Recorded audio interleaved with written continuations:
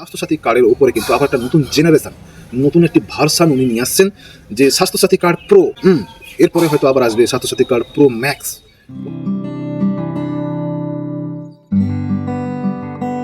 Welcome বন্ধুগণ, আমার চ্যানেলে আপনাদের স্বাগতম। আপনারা প্লিজ আমার চ্যানেলটিকে সাবস্ক্রাইব করুন, এইরকম আরও নতুন নতুন আপডেট, সরকারের প্রকল্পের আপডেট আপনাদেরকে তাড়াতাড়ি দেওয়ার জন্য বা আপনাদের তাড়াতাড়ি পাওয়ার জন্য।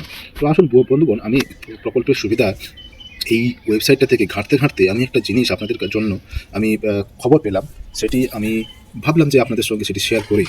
তো এই যে কাজের সুবিধা, এই চ্যানেলটি বা এই পত্রিকাটিতে আমি একটা খবর পেলাম, যেটা যে স্বাস্থ্যসাথী কার্ড আছে সেটা তো চলবেই, তারপরেও একটি এদের জন্য নতুন একটি কার্ড চালু হতে চলেছে। তো বন্ধুগণ, এই আমাদের পশ্চিমবঙ্গ সরকার কিন্তু আমাদের জনসাধারণের জন্য দিনের পর দিন একটা একটি করে নতুন প্রকল্প নিয়ে আসছেন আর নতুন সুবিধা করে দিচ্ছেন আমাদের সাধারণ জনসাধারণের জন্য। তো আসুন এখানে কি লেখা আছে বা কি নতুন কার্ড হতে চলেছে মানে রাজ্যবাসীদের জন্য, সেইটা নিয়ে একটু আলোচনা করা যাক।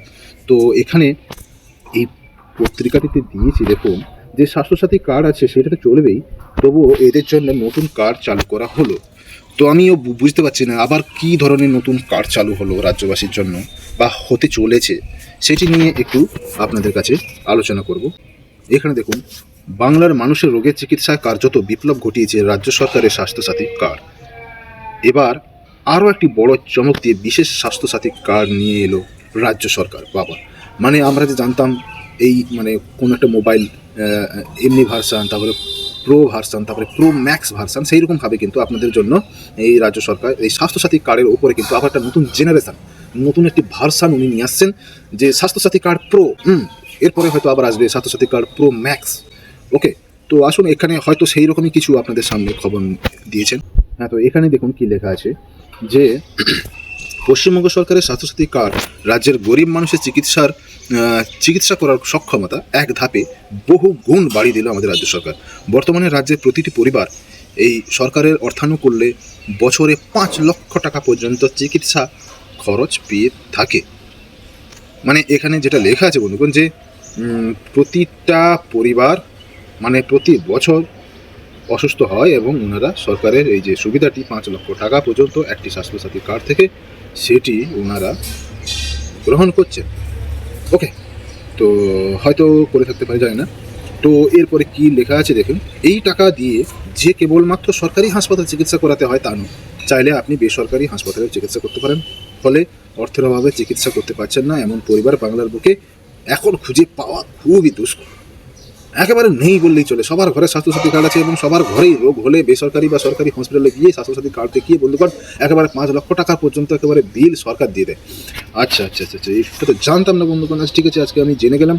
আপনারা যদি না জেনে থাকতেন তাহলে আজকেও আপনারা জেনে গেলেন। তো এই বিশেষ স্বাস্থ্যসাথী কার্ড মূলত পরিযায়ী শ্রমিকদের জন্য।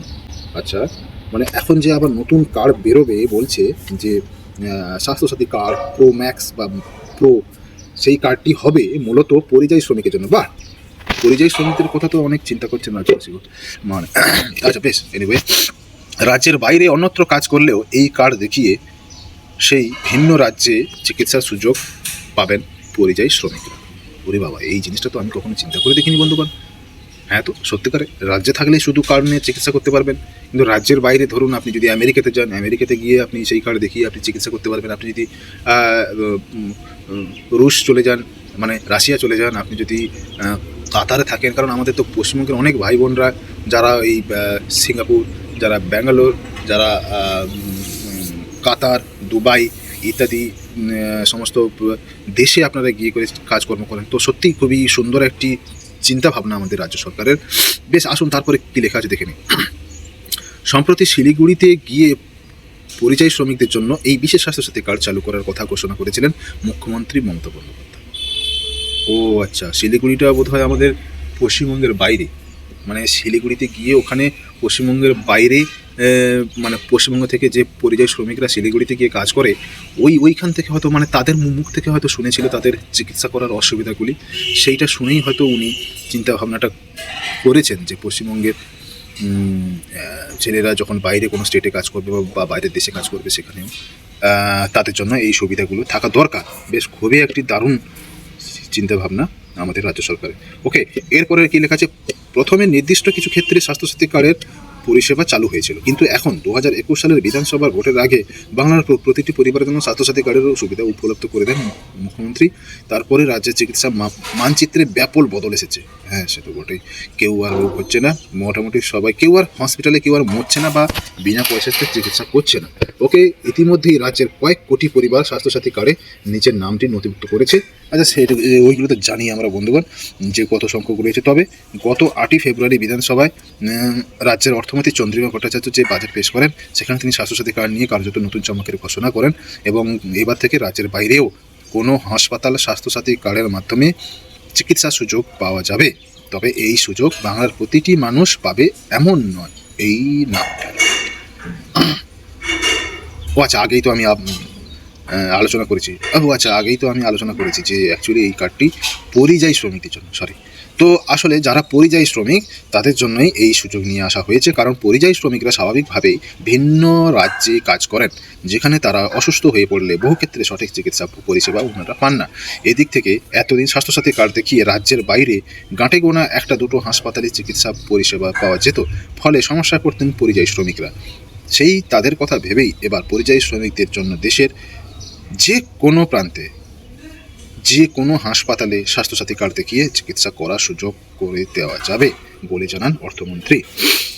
তো বন্ধুগণ, এখানে সমস্যাটা হচ্ছে, মানে আমার বুঝতে যেটা সমস্যা সেটা হচ্ছে দেশের মধ্যে, মানে কাল পর্যন্ত পশ্চিমবঙ্গ রাজ্যের মধ্যে স্বাস্থ্যসাথী কার্ডটি চলতো। তাও আবার আমরা ভালোভাবেই জানি যে যদি 200টা হসপিটাল আছে, 200টা হসপিটালের মধ্যে হয়তো 50টা হসপিটালে স্বাস্থ্যসাথী কার্ড গ্রহণ হতো, আর 150টা হয়তো হতো না। তো এবার যে কারণেই হোক নিত না স্বাস্থ্যসাথী কার্ডকে। তো এখানে পশ্চিমবঙ্গের মধ্যে যদি 150টা হসপিটাল নেয় না, আর প্রাইভেট নার্সিং হোম তো না নেওয়া বললেই চলে, তো সেখানে সমগ্র, মানে গোটা দেশ জুড়ে, দেশের মধ্যে তাহলে কতগুলো হসপিটাল হবে, কয়েক লক্ষ হসপিটাল, সেখানে তাহলে কত হসপিটাল এই স্বাস্থ্যসাথী কার্ড গ্রহণ করবে? আমি ঠিক এই জিনিসটা আমি বুঝতে পারলাম না, কারণ যে স্টেটের মুখ্যমন্ত্রী এই প্রকল্পটি চালু করেছেন বা এই কার্ডটি চালু করেছেন, সেই স্টেটেরই হসপিটালগুলো ঠিকঠাক মতো হয়তো, মানে আমার যতটা জানা বলছি, আমার জানাটা হয়তো ভুলও হতে পারে, তো এখানে সমস্ত হসপিটালে হয়তো এই সুযোগ সুবিধাগুলো নেই, মানে এখনও পর্যন্ত হয়তো নেই সেখানে। ঠিক আছে, দেখা যাক কী বলছে এরপরে। তো বাজেটের ঘোষণার পরেই বিষয়টি নিয়ে খুবই তৎপর হয়ে ওঠে সরকার। এরপরেই রাজ্যের পরিযায়ী শ্রমিকদের আওতায় নিয়ে আসার জন্য উদ্যোগ শুরু হয়। গোটা বিষয়টি দেখভাল করার জন্য পরিযায়ী শ্রমিক কল্যাণ পর্ষদের চেয়ারম্যান সামিরুল ইসলাম তিনি জানান, বাংলার 28 লক্ষ শ্রমিক অন্যান্য রাজ্যে কর্মরত, তার মধ্যে 22 লক্ষের বেশি বিশেষ স্বাস্থ্যসাথী কার্ডের আওতায় নিয়ে আসা গিয়েছে। ও আচ্ছা, চলে এসেছে, আচ্ছা, বাকিদেরও এর আওতা নিয়ে আসা হচ্ছে। তো বন্ধুগণ, তো এরপরে আর আমি কিছু পড়ছি না। তো এরপরে আপনারা এর সঙ্গে, আচ্ছা, আর একটা জিনিস আপনাদের সঙ্গে আলোচনা ছিল, সেটা হচ্ছে, দেখুন, যদিও এই বিষয়টি নিয়ে রাজ্য সরকারকে কটাক্ষ করছেন বিজেপি, কেন তোমরা কেন কটাক্ষ করবে? রাজ্য সরকার তো পরিযায়ী শ্রমিকদের জন্য কার্ড করছে, তারা, আচ্ছা শুনি না কি লেখা আছে, তারা কেন্দ্রীয় সরকারের আয়ুষ্মান ভারত কার্ডের কথা তুলে ধরছে।